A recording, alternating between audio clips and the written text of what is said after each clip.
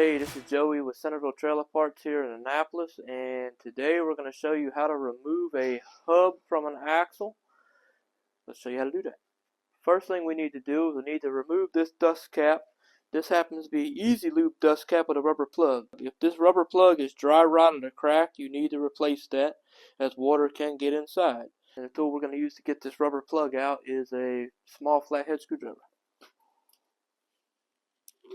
Got to get it up under the lip and then just pop it out.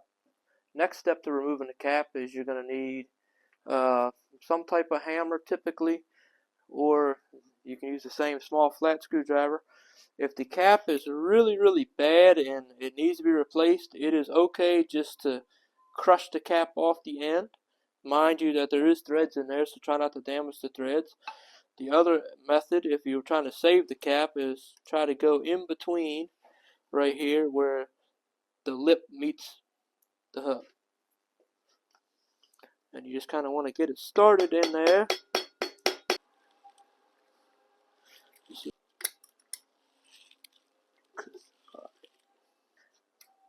Now that we have the cap off, we need to identify what type of keeper we have internally to keep the axle nut from backing off.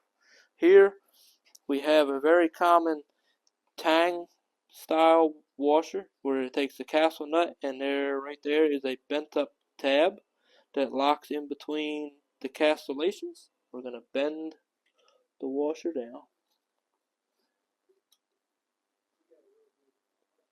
Okay. Then we're going to remove the nut. It should be finger tight like this. If not, a pair of channel locks just to kind of loosen it up and then spin it the rest of the way back. And now you need to take note that the first thing to come off is the castle nut. The second thing is the keeper for the nut. And I recommend stacking them back in the same order they came off. And then the third, get this in here, should be a washer.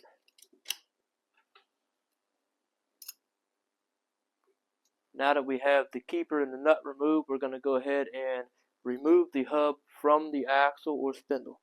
This should pull out fairly smooth and fairly easy.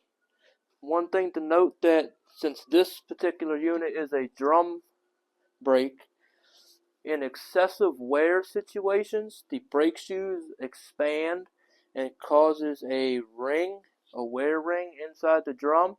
You may need to come on the back side and actually adjust the brake adjuster screw down here to actually allow enough clearance for the drum to slip over past the shoes. Another thing to note too is that the front bearing is going to want to fall out on the ground. If you're replacing the bearing, it's not a big deal. If you're just going to clean the bearings, make sure you get all the dirt and grime out of it, because the grease will pick up every little bit of granulation and stuff. And then also, you need to make sure that you don't let the drum tip down to where you can either damage the threads here on the end or scar up the inside race if you're not replacing bearings.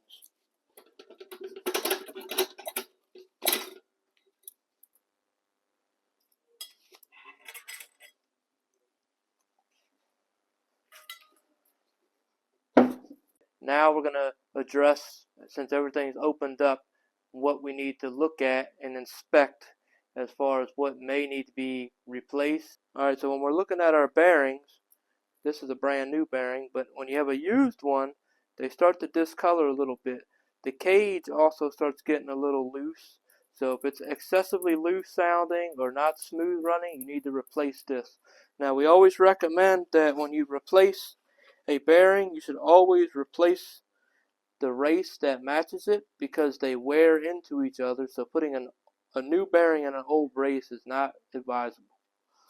If there's any grease that has been leaking around this grease seal, you need to replace the grease seal. There is a bearing in here, and the way to get the bearing out, we will remove the grease seal.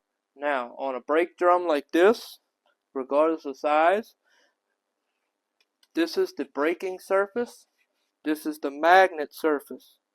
Ideally, if you look here, we have an electric brake with a magnet.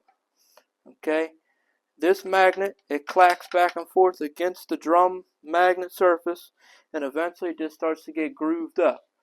Now, if it's really, really rough across there, it is advised that you either replace the drum and the magnet, but chances are the drum and the entire plate will need to be replaced. And sticking with the drum brake theme, this happens to be a hydraulic plate.